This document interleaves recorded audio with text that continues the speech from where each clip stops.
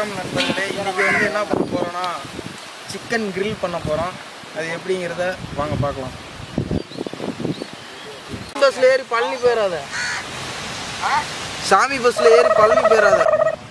Hi hello வணக்கம் நண்பர்களே. இன்றைக்கி நம்ம எதை பற்றி பார்க்க போகிறோம் அப்படின்னா கிரில் சிக்கன் பண்ண போகிறோம். அதுக்கு தேவையான பொருள் என்னென்னா 1 கிலோ சிக்கன் சுத்தம் பண்ணி வச்சாச்சு.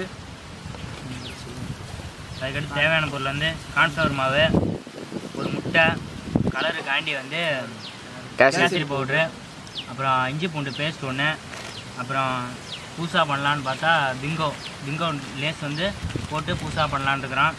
அதுக்கு வந்து 65 மசாலா ஒன்று, அடுத்த எலுமிச்சாம்பழம் ஒரு எலுமிச்சாம்பழம். மசாலா நல்லா போடுறதுக்காக அங்கே சின்ன சின்ன கீத்து மாதிரி போட்டுக்கணும் நண்பர்களே. அப்போ தான் மசாலா உள்ளே போகிறதுனால நல்லா அந்த கறியில் வந்து அதெல்லாம் ஏறும். மசாலாலாம் போகிற மாதிரி சிக்கனை நல்லா கீரியாச்சு ஃப்ரெண்ட்ஸ். அடுத்து வந்து என்ன பண்ண போகிறோன்னா இந்த மசாலா, இதுக்கு தேவையான மசாலாலாம் போட போகிறோம். போட்டு மிக்ஸ் பண்ணி கொஞ்ச நேரம் ஊற வச்சு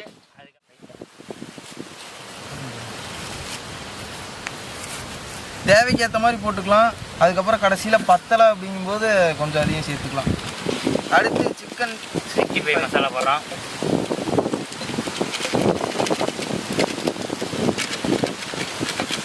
இதுவும் உங்களுக்கு தேவைக்கேற்ப போட்டுக்கலாம், அதிகமாகலாம் போட தேவையில்லை.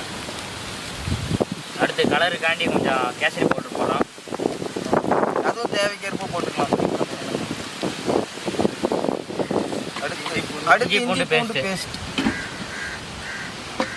அது இன்னும் ரொம்ப அதிகமாக போட்டிங்கன்னா காரமாக இருக்கும். நொறுக்கி வச்ச பிங்கோ லேஸு நல்லா நொறுக்கிங்க தூளா.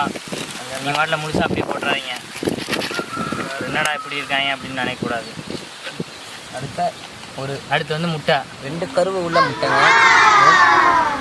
அப்படி தான் சொல்லி வாங்கிட்டு வந்தேன் கடையில். பார்த்தா ஒரு கருவு தான் இருக்குது. ரெண்டு இருக்கு. ஏமாத்திட்டாங்க ஃப்ரெண்ட்ஸ் எங்களையே முட்டை கடைக்காரங்க.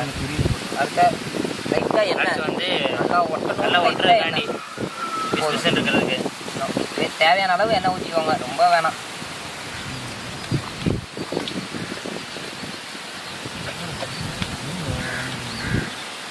அடுத்து லெமனை புழிஞ்சு விட்டுக்கலாம். ரொம்ப லெமன் ஆனால் புளிப்பு அதிகமாயிரும், லைட்டாக புளிஞ்சா போதும். அது அந்த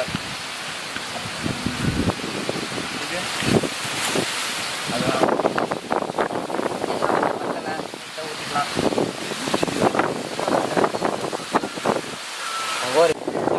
மிக்ஸ் பண்ண இன்க்ரீடியன்ஸ்லாம் இதில் ஆட் பண்ணிக்கலாம்.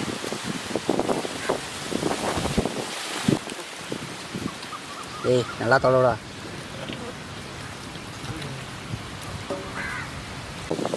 மசாலா எல்லாம் போட்டாச்சு நண்பர்களே. அடுத்து வந்து இந்த சிக்கனை ஒரு 1 மணி நேரம் காய வச்சிடலாம். அப்புறம் நல்லா ஊறும்.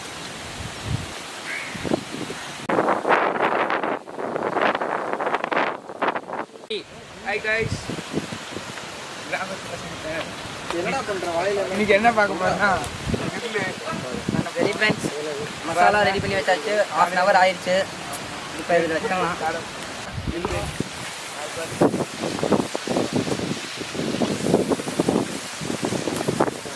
பாப்பண்ணே. ஏய் ஆமாண்டா டே, அனல்ல எரியுதுடா. அவன் தான் வச்சான்.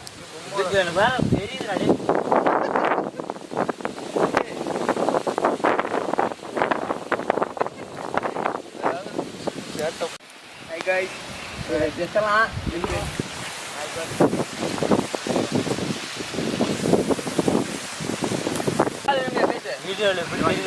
ஆன் பண்றியா? திரும்பி நின்று அவளா பேசுறா. ஆன் பண்ணா நமக்கு மட்டும் ஏன் இப்படி எல்லாம் நடக்கிறது? நண்பர்களே இப்போ எல்லாமே ஓகே தான், ஓரளவு வெந்துருச்சு. இன்னொரு 10 நிமிஷம் அப்புறம் பார்த்தீங்கன்னா சாப்பிட ஆரம்பிச்சிருவோம்.